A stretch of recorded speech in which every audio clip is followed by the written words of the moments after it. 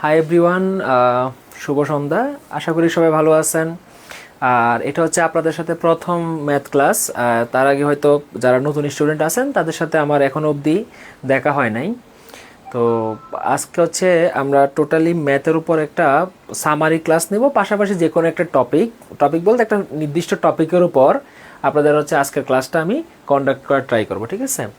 তো প্রথম কথা হচ্ছে যে ম্যাথ যেহেতু খুবই গুরুত্বপূর্ণ একটা সাবজেক্ট, কারণ হচ্ছে মার্কটা কম মনে হতে পারে আপনি যদি অন্যান্য সাবজেক্টের সাথে তুলনা করেন। যেমন আমি যদি বাংলা, জিকে বা সাধারণ বিজ্ঞান যদি চিন্তা করি, ওই সাবজেক্টগুলো দেখা গেছে যে আমরা মুখস্থ করলে মোটামুটি পারতেছি, কিন্তু ম্যাথ এবং ইংলিশ এই দুইটা সাবজেক্ট হচ্ছে এমন সাবজেক্ট যাদেরকে মোটামুটি আমরা যদি একটু ভালো মতো করে এফোর্ট না দেই তাহলে সেখান থেকে স্কোর তোলা আসলে অনেকটা ডিফিকাল্ট। আর যদি আমি চান্স পেতে চাই তাহলে হচ্ছে আমাকে হচ্ছে ম্যাথ এবং ইংলিশ এই দুইটা সাবজেক্টের মধ্যে অবশ্যই 85+ মার্ক তুলতে হবে। যদি আমি 85 মার্কের নিচে, মানে পার্সেন্টের নিচে যদি আমি স্কোর আনতে চাই, তবে তবে তাহলে বুঝতে হবে যে আপনি মোটামুটি অনেক দূরে সরে গেছেন আপনার প্রিপারেশন থেকে, ঠিক আছে? আর সবাই একটু জানান তো যে আমার কথাটা ক্লিয়ার শোনা যাচ্ছে কিনা, পাশাপাশি হচ্ছে আমাকে ঠিকমতো দেখা যাচ্ছে কিনা, ঠিক আছে? একটু কনফার্ম করেন, সবাই একটু কমেন্ট করেন, ঠিক আছে? আর আমাদের এখনও অনেকে কানেক্ট হচ্ছে, সবাই কানেক্ট হোক, দেন হচ্ছে আমি ক্লাসটা শুরু করব, ঠিক আছে? আমরা মোটামুটি 1 থেকে 2 মিনিটের মধ্যেই ক্লাসটা শুরু করব। তো আজকের ক্লাসের যেটা সামারি, আমরা সাধারণত আজকে ক্লাসটা যে টপিক নিয়ে সাজাইছি এবং পাশাপাশি আমি আজকে যা যা পড়াবো সেটার একটা ফুল সামারি হচ্ছে আপনাদেরকে আমি জানিয়ে দিব, ঠিক আছে? যেমন আজকে হচ্ছে আমি প্রথমে যেটা কাজটা করব সেটা হচ্ছে যে টোটাল বিগত সালের যে কোশ্চেনগুলো আসছে সেই কোশ্চেনের একটা সামারি, ঠিক আছে? যে কোন টপিক থেকে কোশ্চেন আসতে পারে, কোন টপিকটা ইম্পর্ট্যান্ট, সেটা আমি হচ্ছে আপনাকে আজকে লিখে দিব। এটা হচ্ছে একটা বিষয়, এবং সেটার মধ্যে কোনটা বেশি ইম্পর্ট্যান্ট, কোনটাকে বেশি গুরুত্ব দিবেন, সেটাও আমি আজকে লিখে দিব, ঠিক আছে? পাশাপাশি হচ্ছে একটা ইম্পর্ট্যান্ট যে কোনো একটা টপিকের উপর আজকে একটা পূর্ণাঙ্গ ক্লাস নেব, এবং আশা করি যদি আপনারা ক্লাসটা প্রথম থেকে একদম মনোযোগ সহকারে করতে পারেন তাহলে মোটামুটি 1 মার্ক নিশ্চিত পাবেন, ঠিক আছে? আচ্ছা, তাহলে আজকে ক্লাসটা শুরু করি তাহলে, ঠিক আছে? সবাই কি শুনতে পাচ্ছেন তো, নাকি কথা শোনা যাচ্ছে তো? এবং পাশাপাশি আমাকে ঠিকমতো বা আমার ডিসপ্লে ঠিকমতো দেখা যাচ্ছে তো নাকি? সবাই একটু কনফার্ম করেন, হ্যাঁ? আচ্ছা, তো আজকে আমাদের যে টপিকটা সেটা হচ্ছে বা সাবজেক্ট, সেটা হচ্ছে ম্যাথ, ঠিক আছে? লেখা দেখতে যদি কারো কোনো সমস্যা হয়, যদি অন্য কোনো ইয়াতে কমফোর্ট ফিল করেন, তবে সেটাতেই হচ্ছে নেওয়া হবে, ঠিক আছে? আচ্ছা, তো আজকে আমি হচ্ছে প্রথম হচ্ছে সামারি, ঠিক আছে? আমি এটা পুরো টোটাল ক্লাসের একটা সামারি আপনাদেরকে আগে জানাবো যে কোথা থেকে কোশ্চেনগুলো আসে। আমি আগে আপনাদেরকে টপিকগুলো লিখে দিচ্ছি, আশা করি ওই টপিকগুলা থেকেই পরীক্ষায় আসবে, আর বাইরে আসার পসিবিলিটি খুবই কম, ঠিক আছে? তো সেই ক্ষেত্রে প্রথম ক্ষেত্রে আমরা যা দেখেন, সংখ্যা ম্যাথের হচ্ছে অন্যতম গুরুত্বপূর্ণ একটা টপিক, ঠিক আছে? সংখ্যা। 2 নম্বরে আসেন লাভ ক্ষতি। কল আসতেছে, হ্যালো। হুম হুম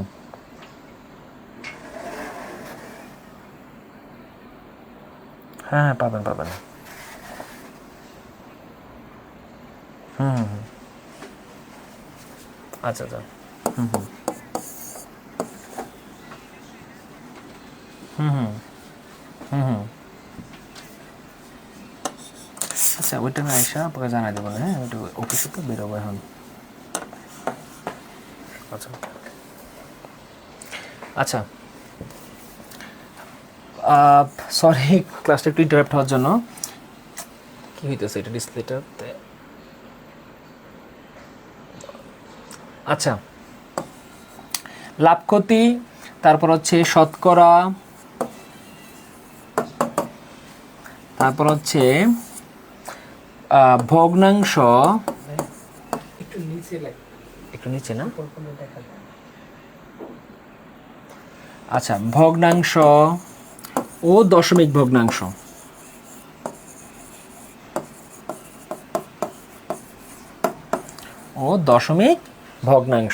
ঠিক আছে? তারপর হচ্ছে ঐকিক নিয়ম।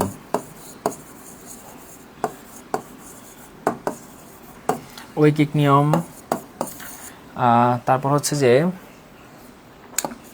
গড়, অনুপাত সমানুপাত। আমি পরে আপনাদেরকে এগুলো ব্যাখ্যা করে দিব, জাস্ট এখন আপাতত সামারিটা আপনাদেরকে বলতেছি। হ্যাঁ, অনুপাত ও সমানুপাত। আচ্ছা, অনুপাত ও সমানুপাত। আচ্ছা, আমি এই যে টপিকগুলো লিখছি, আমাদের আরও কিছু ইম্পর্টেন্ট টপিক আছে, আমরা হচ্ছে এটা একটু একটু পরে আমরা এগুলো ডিটেলস দিয়ে দিচ্ছি, ঠিক আছে। তারপর হচ্ছে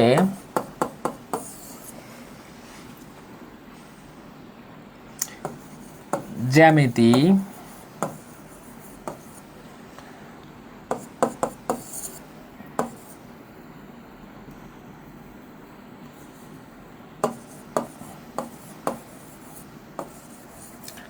জ্যামিতি। আচ্ছা, এখানে যে টপিকগুলো লিখছি দেখি আরও একটু দু একটা আছে, সূচক, আমি পরে ব্যাখ্যা করতেছি, ঠিক আছে আপনাদেরকে, সূচক ও লগ। আচ্ছা আচ্ছা, আমরা যে টপিকগুলো লিখলাম আশা করি পরীক্ষার মধ্যে এই টপিকগুলো থেকে ঘুরে ফিরে কোশ্চেন করে, মানে খুব একটা যে বৈচিত্র্য বা খুব একটা নতুন কোশ্চেন এমন কিন্তু হয় না। তো এখন আমি যে লিখলাম সংখ্যা, আপনাদের এই সংখ্যা টপিক থেকে প্রতি বছর একদম প্রতি বছর 1 মার্ক করে থাকে, 1 থেকে 2 মার্ক। তারপর হচ্ছে লাভ ক্ষতি। আসলে লাভ ক্ষতি আর শতকরাটা হচ্ছে সিমিলার টপিক, ঠিক আছে। লাভ ক্ষতি এবং শতকরা হচ্ছে সিমিলার টপিক। কেন সিমিলার টপিক বলছি? দেখবেন অঙ্কের মধ্যে আসে যে 100 টাকা মানে শতকরায় লাভ কত। ধরেন কোন একটা জিনিস যে টাকায় 4টা কমলা বিক্রি করলাম, টাকায় 5টা কিনলাম, তাহলে শতকরা কত লাভ হলো। তাহলে খেয়াল করেন আমার অঙ্কের মধ্যে শতকরাও বলা আছে, আবার কত লাভ হলো সেটাও বলা আছে। অর্থাৎ শতকরার অঙ্কগুলোর সাথে যেমন লাভের অঙ্কের একটা ইন্টারকানেকশন আছে, তার মানে এই যে দুইটা টপিক, এই দুইটা টপিক হচ্ছে সিমিলার টপিক, ঠিক আছে।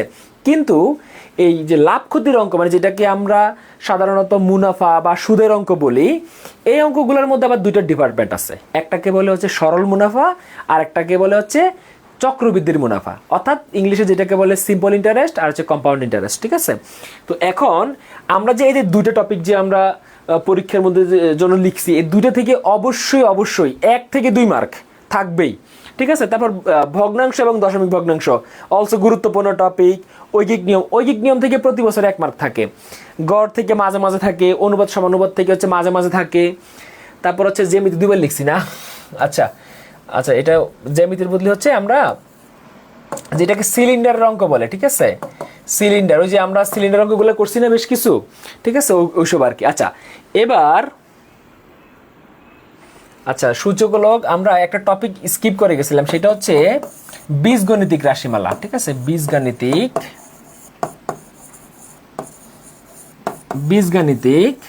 রাশিমালা। আচ্ছা, এই টপিকটা কেন ইম্পর্টেন্ট মনে রাখতে হবে, এই যে যতগুলো টপিক লিখছি তার মধ্যে সব থেকে গুরুত্বপূর্ণ হচ্ছে জ্যামিতি এবং এই বীজগণিতিক রাশিমালা। জ্যামিতি এবং এই বীজগণিতিক রাশিমালা কেন সব থেকে ইম্পর্টেন্ট মনে রাখবেন, জ্যামিতি পাঠটা কিন্তু বিশাল। এখানে সাধারণত প্রতিটা বছর, মানে এমন কোনো বছর নাই যেখান থেকে প্রায় 2 থেকে 3টা কোশ্চেন আসে নাই, নট 2টা, মাঝে মাঝে 3টা 4টাও কোশ্চেন করে এই শুধু জ্যামিতি টপিক থেকে। কিন্তু আমরা জানি যে যতগুলো ম্যাথের টপিক আছে তার মধ্যে জ্যামিতি টপিকটা একটু আমাদের কাছে বিদঘুটে লাগে, বা আমরা এই জিনিসটাকে অতটা কমফোর্ট ফিল করি না, কিন্তু জ্যামিতিটাই বেশি ইম্পর্ট্যান্ট। আর বীজগণিতিক রাশিমালা সেখান থেকেও প্রায় অলমোস্ট 2 থেকে 3টা কোশ্চেন আসে। অর্থাৎ এই যে দুইটা টপিক, এই দুইটা টপিক থেকে অবশ্যই অবশ্যই 4 থেকে 5 মার্ক থাকবে। তার মানে এই দুই টপিকটাকে যদি আমরা খুব ভালোভাবে আয়ত্ত করতে পারি তাহলে আমাদের 5 মার্ক মোটামুটি শিওর। আর বাকি সবগুলো টপিক থেকে মিলে 5 মার্ক আসে। কিন্তু এখানে একটা কথা আছে, জ্যামিতিটা থেকে 2 থেকে 3 মার্ক আসলেও এটা টপিকটা কিন্তু বড়। যেমন জ্যামিতির কী টাইপের কোশ্চেন আসে, যেমন আমরা ত্রিভুজ সম্পর্কিত যে কোশ্চেনগুলো, যেমন সমদ্বিবাহু ত্রিভুজের ক্ষেত্রফল নির্ণয় করা, সমবাহু ত্রিভুজ, বিষমবাহু ত্রিভুজের ক্ষেত্রফল, সমকোণী ত্রিভুজের ক্ষেত্রফল, তারপর হচ্ছে বৃত্তের পরিধি নির্ণয় করা, বৃত্তের ব্যাস নির্ণয় করা, বা বৃত্তের ক্ষেত্রফল নির্ণয় করা, চতুর্ভুজ, ট্রাপিজিয়াম, এই যে রিলেটেড অঙ্কগুলো আছে এগুলো পরীক্ষায় আসে। আর আরও কিছু আছে, যেমন হচ্ছে ধরেন 30 ডিগ্রি সম্পূরক কোণ কত, 30 ডিগ্রির পূরক কোণ কত, এই যে সম্পূরক পূরক কোণ এগুলো থেকে প্রায়ই কোশ্চেন আসে। তার মানে জ্যামিতি টপিকটি একটু ভাস্ট এরিয়া নিয়ে, মানে একটু বড় এরিয়া নিয়ে। অর্থাৎ আমরা যদি জ্যামিতি টপিকটাকে খুব ভালোভাবে আয়ত্ত করতে পারি তাহলে আমাদের মোটামুটি 2-3 মার্ক একদম শিওর। এবার আসি বীজগণিতিক রাশিমালা। এই বীজগণিতিক রাশিমালাটা আসলে এখানে বেসিক্যালি হচ্ছে ধরেন মান নির্ণয়ের যে অঙ্কগুলো আছে সেটাকে বোঝায়। যেমন মান নির্ণয় বলতে আমরা সাধারণত 9, 10 বা 6 থেকে শুরু করে যদি বলি, তখন কিন্তু আমরা মান নির্ণয়ের প্রচুর অঙ্ক করছি। এই যে ঘনের অঙ্ক, বর্গের অঙ্ক, মানে a প্লাস b হোল স্কয়ারের সূত্র দিয়ে, a মাইনাস b হোল স্কয়ারের সূত্র, a কিউব প্লাস b কিউবের সূত্র, a প্লাস b হোল কিউবের সূত্র। তাহলে এই যে সূত্রগুলো, এই সূত্রগুলোতে যে অঙ্কগুলো আছে সেটাই হচ্ছে বীজগণিতিক রাশিমালা। তবে তার সাথে আরেকটা টপিক ইনক্লুড হয়, সেটা কি? সেটা হচ্ছে উৎপাদক বিশ্লেষক, যেটাকে আমরা মিডল টার্ম বলি। এবং এই দুইটা টপিকের সমন্বয় হচ্ছে বীজগণিতিক রাশিমালা। এবং পরীক্ষার মধ্যে এগুলো থেকে প্রতি বছর কোশ্চেন আসে।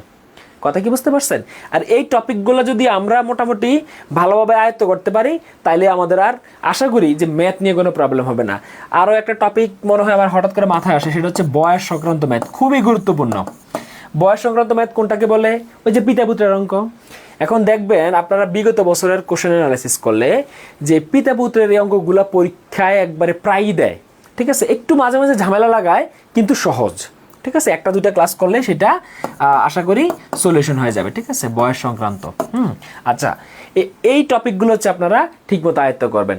আর আমি আপনাদেরকে প্রত্যেকটা টপিক একদম প্রতিটা ক্লাসে বুঝিয়ে দেওয়া হবে। আশা করি যদি আমার ক্লাসগুলো রেগুলার করতে পারেন, পাশাপাশি যে শিটটা প্রোভাইড করা হবে সেটাকে যদি আয়ত্ত করতে পারেন, এক্সারসাইজ করতে পারেন, তাহলে মোটামুটি আপনি যে মানে খুব ইজিলি 10-এ 8 থেকে 9 পাওয়া সম্ভব, কোনো ব্যাপার না। ইভেন 10-এ 10 পাওয়া সম্ভব। ঠিক আছে। আর এখানে একটা বিষয় আছে যে অনেকে চিন্তা করে যে ভাইয়া আপনি কি তাহলে আজকে বিএসসির ক্লাস নিচ্ছেন নাকি ডিপ্লোমার? যেহেতু গণিত হচ্ছে একটা কমন সাবজেক্ট, অর্থাৎ ডিপ্লোমা এবং বিএসসিদের দুইটাতেই আছে, মিডওয়াইফারিদেরও আছে। সুতরাং এটা কমন সাবজেক্ট এবং টপিকগুলো কমন। এমন না যে বিএসসিদের অনেক অ্যাডভান্স কোশ্চেন আসে, ডিপ্লোমাদের বেসিক কোশ্চেন, বিষয়টা এমন না। দুজনেরই সেম ক্যাটাগরির কোশ্চেন, ইভেন দুইটাই হচ্ছে বেসিক থেকে আসে। ঠিক আছে। আচ্ছা, এবার আমরা আমাদের মূল ক্লাসে যাই। অর্থাৎ আমরা যে এই যে টোটাল টপিকগুলো কি লিখছেন আপনারা সবাই? আচ্ছা, আজকে আমরা যে জিনিসটা আলোচনা করবো সেটা হচ্ছে সংখ্যা। আমরা আজকে সংখ্যা নিয়ে মূলত ব্যাখ্যা বিশ্লেষণ বা আমাদের যা অঙ্ক আছে পরীক্ষায় যা যা আসতে পারে সব কিছু নিয়ে ব্যাখ্যা করবো। ঠিক আছে, যতটুকু পারা যায়। ঠিক আছে। আচ্ছা, তাহলে আমরা আমাদের পূর্ণ মানে ক্লাসে যাই। আচ্ছা, আজকে আমাদের টপিকটা কি? সংখ্যা। আচ্ছা, সংখ্যা। আচ্ছা, এখন এই সংখ্যাটার মধ্যে প্রথম যে জিনিসটা আসে সেটা হচ্ছে পরীক্ষার মধ্যে মৌলিক সংখ্যা, যৌগিক সংখ্যা। আমরা জানি সংখ্যা সাধারণত আমরা মৌলিক এবং যৌগিক দিয়ে সেটাকে ব্যাখ্যা করি, রাইট? এখন এই মৌলিক এবং যৌগিক সংখ্যা যে থাকে, আমরা সাধারণত মৌলিক সংখ্যা কোনটাকে বলি? মৌলিক সংখ্যা। মৌলিক সংখ্যা হচ্ছে যে সংখ্যাকে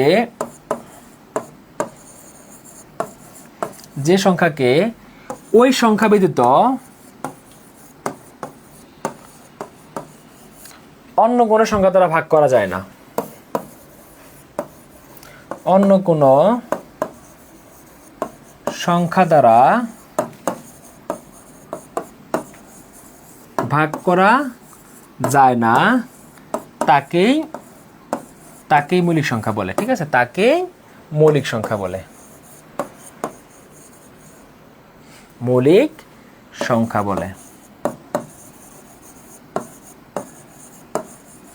এখানে ব্যতিক্রম আছে শুধু এক, কিন্তু এক কিন্তু মৌলিক সংখ্যা না। অনেকে জিনিসটা ভুল করে। ঠিক আছে, এখানে ব্যতিক্রম হচ্ছে কি? এক। এটা একটু সমস্যা হইতেছে আমার জন্য প্রথম তো একটু।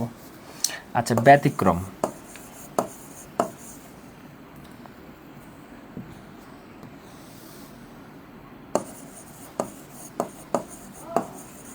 ব্যতিক্রম হচ্ছে এক। খেয়াল করেন আমি কি বলছি কথাটা, যে সংখ্যাকে ওই সংখ্যা ব্যতীত অন্য কোনো সংখ্যা দ্বারা ভাগ করা যায় না তাকে মৌলিক সংখ্যা বলে। অর্থাৎ কথাটা হচ্ছে যে আমি একটা সংখ্যা, ওই সংখ্যার শুধু ওই সংখ্যা দিয়ে ভাগ যাবে। যেমন ধরেন 2, আমি কিন্তু ব্যতিক্রম এক বলছি, এক কিন্তু মৌলিক সংখ্যা নয়। এটা মাথায় রাখতে হবে, একই নয়, মৌলিক সংখ্যা নয়। ঠিক আছে, মৌলিক সংখ্যা নয়, মৌলিক সংখ্যা নয়। আচ্ছা, আমি কি বলছি যে সংখ্যাকে ওই সংখ্যা ব্যতীত অন্য কোনো সংখ্যা দ্বারা ভাগ করা যায় না তাকে কি বলে? মৌলিক সংখ্যা বলে। ধরেন 2, ধরেন 3, 5, 7, এগুলাই দেখেন 2কে শুধু 2 দিয়ে ভাগ করা যায়, 3কে শুধু 3 দিয়ে ভাগ করা যায়, 5কে শুধু 5 দিয়ে ভাগ করা যায়, 7কে শুধু 7 দিয়ে ভাগ করা যায়। অর্থাৎ অন্য কোনো সংখ্যা দ্বারা ভাগ করা যায় না। তার মানে এখানে সবগুলোই হচ্ছে কি মৌলিক সংখ্যা, সবগুলোই কি মৌলিক সংখ্যা, সবগুলোই মৌলিক সংখ্যা। আরেকটা জিনিস খেয়াল করেন, এই 2 কি বলা হয় জোড় সংখ্যার মধ্যে সব মানে একমাত্র জোড় সংখ্যা 2 যেটা মৌলিক সংখ্যা, ঠিক আছে? বাকি কোনো এই 2 ব্যতীত আর কোনো জোড় সংখ্যা নাই যেটা 2 দ্বারা মানে যেটা হচ্ছে যৌগিক সংখ্যা না, ঠিক আছে? সব যৌগিক সংখ্যা, মানে সবগুলা এই 2 বাদে পৃথিবীর যত জোড় সংখ্যা আছে সব যৌগিক সংখ্যা, শুধুমাত্র 2 একমাত্র জোড় সংখ্যা যেটা মৌলিক। কথা কি বুঝতে পারছি? অর্থাৎ 2 একমাত্র মৌলিক যা জোড়, বাস। তার মানে বাকি যা আছে সবগুলো কি মৌলিক সংখ্যা। কেন? কারণ ওই সংখ্যাটাকে শুধুমাত্র ওই সংখ্যা দ্বারা ভাগ করা যায়, অন্য কোনো সংখ্যা দ্বারা ভাগ করা যায় না, তাই এগুলো হচ্ছে মৌলিক সংখ্যা। যৌগিক সংখ্যা কোনগুলা? যেমন 4কে 4 দ্বারা ভাগ করা যায়, আবার 2 দ্বারাও ভাগ করা যায়, ঠিক আছে? আবার ধরুন 6কে 2 দ্বারা ভাগ করা যায়, আবার হচ্ছে 6কে 3 দ্বারাও ভাগ করা যায়, অর্থাৎ এগুলো কিন্তু একটা যৌগিক সংখ্যা, ঠিক আছে? আচ্ছা, এগুলো তো ছোটখাটো বিষয়, এগুলো বাচ্চারাও পারে বা আপনারাও পারেন। পরীক্ষায় কিভাবে আসে সেটা হচ্ছে আমার জন্য ইম্পর্টেন্ট, ঠিক আছে? অর্থাৎ আমার পরীক্ষার মধ্যে যে ওয়েতে আসে সেই ওয়েটা আজকে আমরা মূলত পড়ার ট্রাই করব, ঠিক আছে? আশা করি এটা লিখে ফেলছেন সবাই।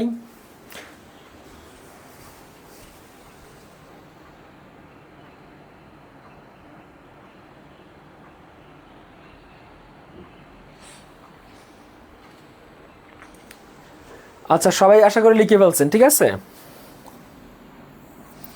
এই পূজায় কি ক্লাস হবে? না, পূজার ছুটিতে বন্ধ পাবেন কয়েকদিনের মধ্যে, ঠিক আছে? ওকে, এবার আসেন পরীক্ষায় কিভাবে আসে। পরীক্ষায় আসে, ধরেন বলা হলো যে 1 থেকে 100 এর মধ্যে মৌলিক সংখ্যা কয়টি?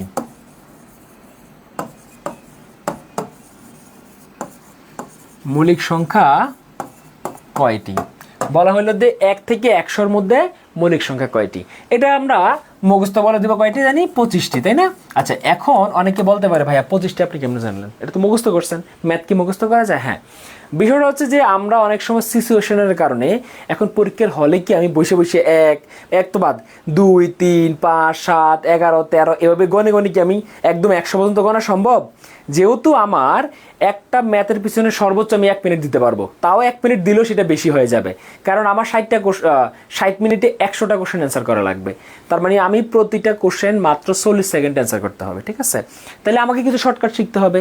এখন আমি এটা কিন্তু তোমাদের বিগত বছরে আসছে, ডিপ্লোমা এবং বিএসসি তোমাদের উভয়েরই এটা বিগত বছরে আসছিল, ঠিক আছে? এখন কথা হচ্ছে এইটা মুখস্থ, এছাড়া আমরা আরও কিছু জিনিস মুখস্থ করে নেব। যেমন খেয়াল করেন, ধরেন আমি একটা ফোন নাম্বারের মতো, ধরেন একটা ফোন নাম্বারে, ঠিক আছে? ফোন নাম্বার মুখস্থ করতেছেন 4 4 2 2, ঠিক আছে? তারপর হচ্ছে 3 2 2 3 2 1, ঠিক আছে?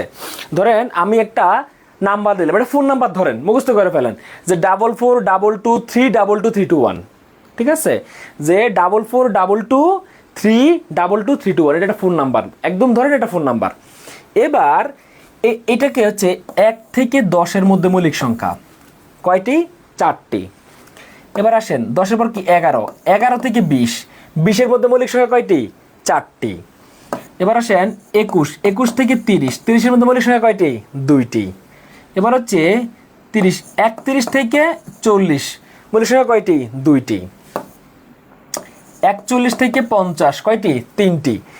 এইভাবে হচ্ছে এই প্রত্যেকটা 1 থেকে 100 পর্যন্ত মৌলিক সংখ্যা হলো এতগুলা, মানে প্রত্যেকটা 10টা, মানে প্রতি 10 10 কত করে আছে। ধরুন আমি লিখে দিই, সবগুলোই লিখি। 51 থেকে 60, 61 থেকে 70, 71 থেকে 80, তারপর হচ্ছে 81 থেকে 90, ঠিক আছে? তারপর হচ্ছে 91 থেকে 100, ঠিক আছে? আচ্ছা, তাইলে হচ্ছে এই যে সিকোয়েন্সটা আমাদের, এটা হচ্ছে ফোন নাম্বারের মতো আমরা মুখস্থ করে ফেলবো, ঠিক আছে? যে 4422322322, এটা যদি মুখস্থ করতে পারি, খেয়াল করে দেখেন এই সবগুলোকে যোগ করেন, দেখবেন 25টাই হয়। যে 4 4 8, 8 2 10, 10 2 12, 12 3 15, 15 2 17, 17 2 19, 19 3 22, 22 2 24, 24 25। তার মানে আমি এই যে সিকোয়েন্সটা এটা মুখস্থ যদি করতে পারি, তাহলে আমি পরীক্ষায় মোটামুটি 1 মার্ক ইজিলি পড়তে পারবো, যদি পরীক্ষায় কোশ্চেন আসে, ঠিক আছে? খেয়াল করেন, এখন আমরা যে পরীক্ষার মধ্যে কিভাবে কোশ্চেনগুলো আসে একটু খেয়াল করেন। পরীক্ষার মধ্যে অনেক সময় দিতে পারে 1 থেকে 30-এর মধ্যে মৌলিক সংখ্যা কয়টি? মধ্যে মৌলিক সংখ্যা কয়টি? কোশ্চেনটা কি ছিল? 1 থেকে 30-এর মধ্যে মৌলিক সংখ্যা কয়টি? এটা আমার কোশ্চেন, পরীক্ষা আসতে পারে। এখন আমার তো আর পরীক্ষার হলের মধ্যে বসে বসে হিসাব করার সময় নাই যে 1, 3, 5, 7 বা এরকম ভাবে কি সম্ভব আছে আমাদের? না। তাহলে আমরা এই যে সিকোয়েন্সটা আছে, তার মানে 1 থেকে 30, তাহলে 10, 20, 30, তার মানে এই 30-এর মধ্যে হচ্ছে এতগুলা মৌলিক সংখ্যা আছে। তাহলে কয়টা? এই দেখেন 30 পর্যন্ত কিন্তু এইগুলা। তাহলে 4 4 8, 8 2 10, তাহলে আমি বলতে পারতেছি 1 থেকে 30-এর মধ্যে মৌলিক সংখ্যা কয়টি? 10টি। তাহলে আমার যদি আমি এই যে মোবাইল নাম্বারের মতো এটা আছে সেটা যদি মুখস্থ করতে পারি, তাহলে আমার এটার অ্যান্সার করতে সর্বোচ্চ লাগতেছে কত সেকেন্ড? 10 সেকেন্ড, ঠিক আছে। কিন্তু আমি যদি অ্যানালগ ওয়েতে করতে যাই তবে সেই ক্ষেত্রে আমার প্রচুর টাইম লাগবে, হিউজ টাইম কনজিউমের বিষয়। ব্যাপারটা বুঝতে পারছি? আচ্ছা, তো যেহেতু আমার 10টি, যে এত থেকে এর মধ্যে মৌলিক সংখ্যা কয়টি? অনলি 10টি। এটা কিভাবে বের করলাম? আমার সূত্র দেখে। পরীক্ষা এভাবে আসবে, ঠিক আছে, বা এভাবে দেয়, বা এরকম হইতে পারে ধরেন যে 40 থেকে 60-এর মধ্যে মৌলিক সংখ্যা কয়টি? 60-এর মধ্যে মৌলিক সংখ্যা কয়টি? দেখেন 40 থেকে 60 বলছে, হিসেব করেন। এটা হলো 10, 20, 30, আচ্ছা আচ্ছা 10,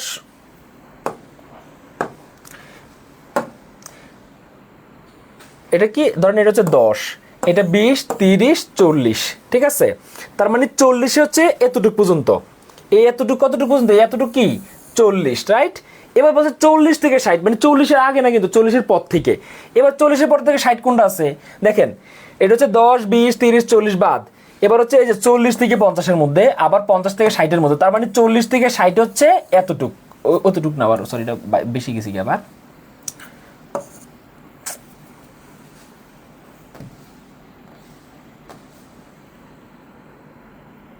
আচ্ছা, ঠিক আছে। আচ্ছা, আমাদের যে আগের বোর্ডটা ছিল, মানে এটার ওই ব্যাক কিয়ে দিলে হচ্ছে ব্ল্যাক কালি আসতো বা আরেকটা কালি আসতো, এটাতে আবার এরকম হচ্ছে না আর কি। যাই হোক, এটা পরে হয়তো প্রোগ্রাম ঠিক করে নেওয়া যাবে। আচ্ছা, তাহলে দেখেন আমার এই যে 40 থেকে 50-এর মধ্যে হচ্ছে দুইটা, তাহলে কয়টা আছে? 3 আর 2 কত? তাহলে 5। তার মানে আমি বলতে পারি 40 থেকে 60-এর মধ্যে সংখ্যা আছে কয়টি? 5টি। পরীক্ষা এভাবে দিতে পারে। ব্যাপারটা বুঝতে পারছেন? মানে এতটুকু তো 40 পর্যন্ত, 40 বাদ। তাহলে 40-এর পরে কি আছে? 40 থেকে 50, 60, অর্থাৎ 40 মানে 40, এই যে লেখাই আছে দেখেন, 41 থেকে 50, 51 থেকে 60, তার মানে 40 থেকে 60-এর মধ্যে হচ্ছে কয়টা আছে? 3টা আর 2টা, কয়টা? 5টা। তার মানে 40 থেকে 60-এর মধ্যে মৌলিক সংখ্যা আছে কয়টি? 5টি। ব্যাপারটা বুঝতে পারছি? আমরা পরীক্ষায় এভাবে অ্যান্সার করতে পারবো। এবং পরীক্ষার এই দুটো হচ্ছে পরীক্ষার কোশ্চেন, মানে বিগত সালে হয়তো আসছে অথবা সিমিলার কোশ্চেন আসছে। ব্যাপারটা বুঝতে পারছি আমরা সবাই? তাইলে আমরা পরীক্ষা যদি আসে, আশা করি আমরা মৌলিক সংখ্যাগুলো এভাবে বের করতে পারবো। কিন্তু পরীক্ষার মধ্যে কিছু কমপ্লিকেটেড দিতে পারে, যেটা আরেকটু টাফ, ঠিক আছে। এখন যেমন আমরা মোটামুটি ইজিলি পারতেছি, পরীক্ষা হয়তো আরেকটু অ্যাডভান্স দিতে পারে। ব্যাপারটা বুঝতে পারছি?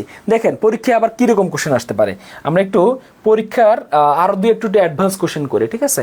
আর এতটুকু পর্যন্ত সবাই বুঝতে পারছেন কিনা একটু আমাকে জানান, কমেন্ট করে সবাই একটু জানান, দেন আমি হচ্ছে এটার রিপ্লাই দিচ্ছি।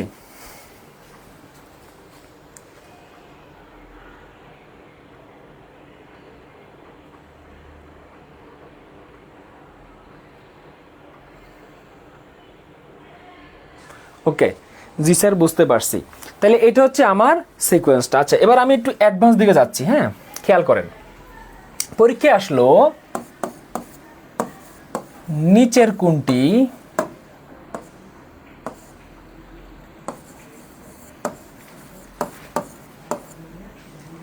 কোনটি মৌলিক সংখ্যা নয়? দেখেন কোশ্চেনটা কি বলছে, নিচের কোনটি মৌলিক সংখ্যা নয়, ঠিক আছে।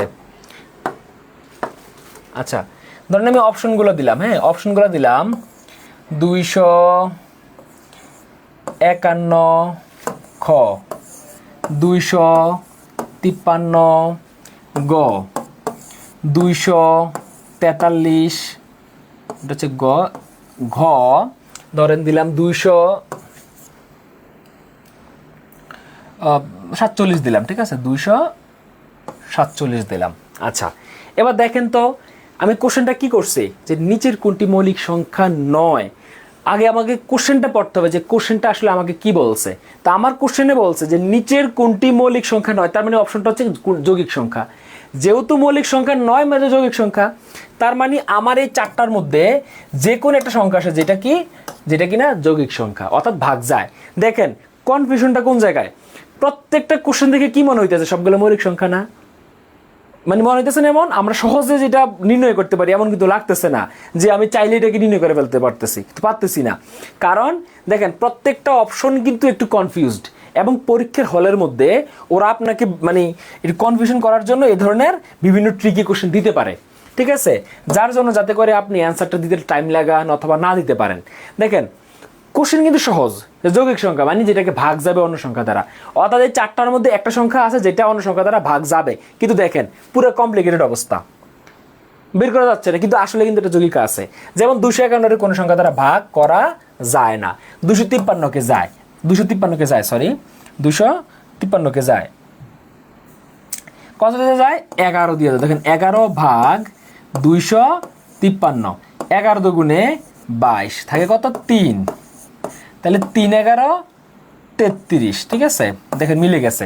তার মানে আমার কি হলো, আমি 253 চাইলে 11 দিয়ে ভাগ দিতে পারি, তার মানে এই 253 হচ্ছে একটা যৌগিক সংখ্যা। তাহলে বাকি দুটো আমার চেক করারই দরকার নাই, কারণ আমি জানি যে এটা হচ্ছে আমার অ্যান্সার, তাহলে বাকি দুইটার দরকার নাই। এখন কোশ্চেন হচ্ছে স্যার আপনি এটা কীভাবে বুঝলেন, আপনি তো আগে এটা করেও দেখান না আমাদের সামনে কয়েকটা সংখ্যা দিয়ে, আপনি এটা কীভাবে বুঝলেন যে এটাই ভাগ যায়, আপনি তাহলে মুখস্থ করে আসছেন। আচ্ছা, এই জিনিসগুলো করার জন্য একটু নিজের একটু আইকিউ খাটাতে হয়। আইকিউটা হচ্ছে কি, সাধারণত আমরা যখন এই ধরনের কোশ্চেনগুলো দেখি আমাদের প্রথম 2 3 4 5 এগুলোতে আমরা ভাগ করা শুরু করি, ঠিক আছে, বড়গুলা। তো মনে রাখবেন যখন দেখবেন যে কোশ্চেনের মধ্যে এরকম কনফিউজ টাইপ, তখন আপনি চিন্তা করবেন যে এই অ্যান্সারগুলো কখনো 3 4 5 7 দিয়ে ভাগ যাবে না, এগুলো 10-এর উপর কোনো সংখ্যা দিয়ে ভাগ যাবে। এটা একটু নিজের মন থেকে এটাকে সেট আপ করে ফেলবেন। আপনি এগুলোকে যাচাই করার জন্য কি করবেন, 11 12 13 14 এগুলো দিয়ে আপনাকে ট্রাই করা লাগবে, ঠিক আছে। আর নিজের আইকিউটাকে আরেকটু স্ট্রং করা লাগবে। তবে নিচের সংখ্যা যেমন 3 4 5 এগুলোতে ভাগ যায় না বা যাবে না, সচরাচর যায় না। সুতরাং এই ধরনের কনফিউজ দেখবেন মানে সেটা 10-এর উপর কোনো সংখ্যা দিয়ে হবে, এটা একটা বিষয়। আর একটা বিষয় হচ্ছে যে আমরা পরীক্ষা হলের মধ্যে যে এই যে 247 3 লাস্টে 3 1, দেখেন সাধারণত যে লাস্টের এই যে যেমন 24, আচ্ছা এখানে একটা ভুল দিছি, এখানে দুইটা যায়, এখানে 243 কেও যায়, হয়তো আমার যেহেতু আমার মুখস্থ অ্যান্সার আমি তো এটা বই দেখে দিচ্ছি না, তাইলে হচ্ছে দেখেন এই যে 243 এটারও কিন্তু 2 দিয়ে ভাগ 3 দিয়ে ভাগ যাচ্ছে, কিভাবে 24, হ্যাঁ 3 8 24 আর হলো 3 3 1 3, তাহলে 3 81, ঠিক আছে, হয়তো অপশন দিচ্ছি, ঠিক আছে দুইটা আছে, একটা হয়তো দুটো আছে, ধরলাম আমি এটা কেটে হয়তো অন্য একটা অপশন দিলাম, ধরুন আমি এটা দিলাম 47 43 41 দিলাম, কথার কথা, তাহলে কিন্তু যাচ্ছে না, ঠিক আছে। জাস্ট আপনাকে বোঝানোর জন্য এটাই, যেমন 41 দিলেও কিন্তু এটা কনফিউজড না, অর্থাৎ দেখেন এখনও দেখেন পুরো একটা কনফিউশন ক্রিয়েট আছে না, এটা হয়তো ভুল ছিল, সমস্যা নেই, এটা আমি আপনার রিকভার করে দিছি, ঠিক আছে। এখন আমরা পরীক্ষা হলের মধ্যে এই ধরনের অঙ্কগুলো আসলে আমরা এভাবে সলভ করবো, ঠিক আছে।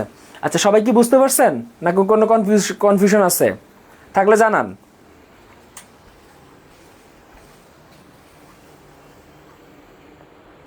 হ্যাঁ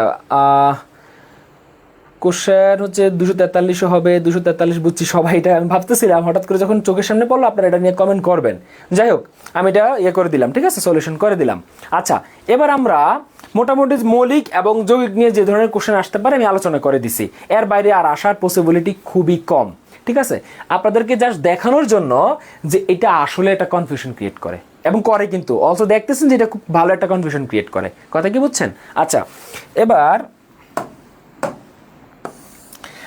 আমরা এবার হচ্ছে মানে আরেকটা টপিকে যাই, যেটা হচ্ছে ভগ্নাংশ, মানে এই সংখ্যার মধ্যে ভগ্নাংশ। আমরা সাধারণত জানি ভগ্নাংশ কয় প্রকার হয়, সাধারণত ভগ্নাংশ আমরা 3 প্রকার জানি, প্রকৃত অপকৃত আর হচ্ছে যে মিশ্র ভগ্নাংশ। আচ্ছা প্রকৃত ভগ্নাংশটা আসলে কি, অপকৃত ভগ্নাংশটা কি, মিশ্র ভগ্নাংশ কি, এটি আপনারা ক্লাস 1 2 বলা যাবে না, 3 4 থেকে পরে আসছেন, মোটামুটি সবাই পারেন, তাও একটু আমি আলোচনা করে দিচ্ছি যাতে আমি একটু অ্যাডভান্স দিকে গেলে আপনারা বুঝতে পারেন। ধরেন যে জিনিসটা আবার স্বাভাবিকভাবে নর্মাল বোঝা যায় বা যে জিনিসটা দেখতে ভালো লাগে ওটাই তো প্রকৃতি, আর যেটা দেখতে ভালো লাগে না এটা অপকৃত ভগ্নাংশ নাকি, এটাও বলা যায়। যেমন আমি বললাম 7/9, 7/9, খেয়াল করেন এটা দেখতেও তো ভালো লাগতেছে না, কিন্তু যদি এটা এরকম হয়ে যায় যে উপরে 9 নিচে 7, দেখতে কি ভালো লাগে সচরাচর? কারণ আমরা সচরাচর জানি যে ভগ্নাংশের ক্ষেত্রে নিচে বড়টা বসে, সচরাচর আমরা এটা অভ্যস্ত। তার মানে যেটা দেখতে ভালো লাগে এটা প্রকৃত ভগ্নাংশ, যেটা দেখতে ভালো লাগে না এটা অপ্রকৃত ভগ্নাংশ। বিষয়টা মানে এভাবেও দেওয়া যায়, কিন্তু এটা আসলে উচিত না বা ভ্যালিড না। এটা কি, এটা হচ্ছে যে ভগ্নাংশের কি থাকবে, হরটা বড়, হর বড় আর লবটা থাকবে ছোট, লব ছোট, এটা হচ্ছে কি, এটা হচ্ছে একটা প্রকৃত ভগ্নাংশ, প্রকৃত ভগ্নাংশ। আচ্ছা, আর 9/7 যেটা হচ্ছে হরটা ছোট, হর ছোট লবটা বড়, লবটা বড়, ঠিক আছে, এটা হচ্ছে একটা অপ্রকৃত ভগ্নাংশ।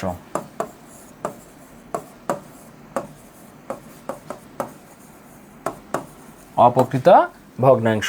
আর আরেকটা আছে সেটা হচ্ছে মিশ্র ভগ্নাংশ।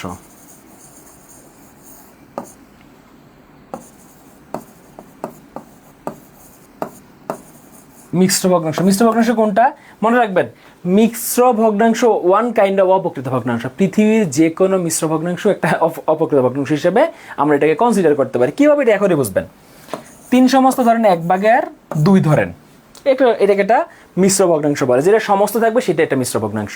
এটা ভাঙলে কি হয়, আমরা তো সমস্ত ভাঙাইতে পারি, নিচে 2 এর জায়গায় 2, তাহলে 3 দুগুণে 6 যোগ 1 কত হইল 7।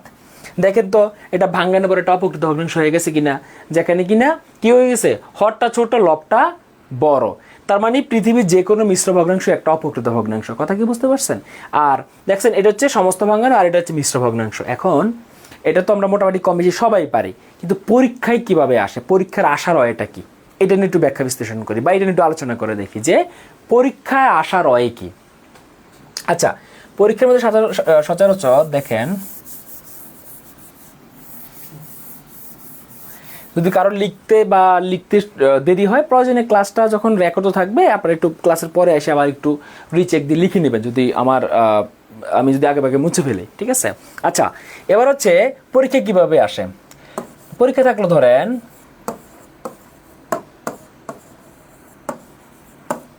নিচের কোনটি ধরেন প্রকৃত ভগ্নাংশ, প্রকৃত ভগ্নাংশ পরীক্ষা এভাবে দিল, হ্যাঁ এভাবে দিল বা দেয়, ঠিক আছে। অপশন ধরেন, আমি অপশন দিচ্ছি, বলা হইল 4/3 ধরেন 7/2 গ 3/2 ঘ ঠিক 2/7, ঠিক আছে। আমাকে কি বলা হয়েছে, নিচের কোনটি প্রকৃত ভগ্নাংশ। এটা তো আপনারা পারবেন আমিও জানি, কিন্তু পরীক্ষায় আসার এটা এবং আপনাদের আসছে অলরেডি বিভিন্ন সালে আপনাদের আসছে, আপনারা প্রয়োজনে আপনাদের কোশ্চেন ব্যাংক দিবে, তখন দিলে আপনারা এগুলো চেক করে দেখবেন, ঠিক আছে।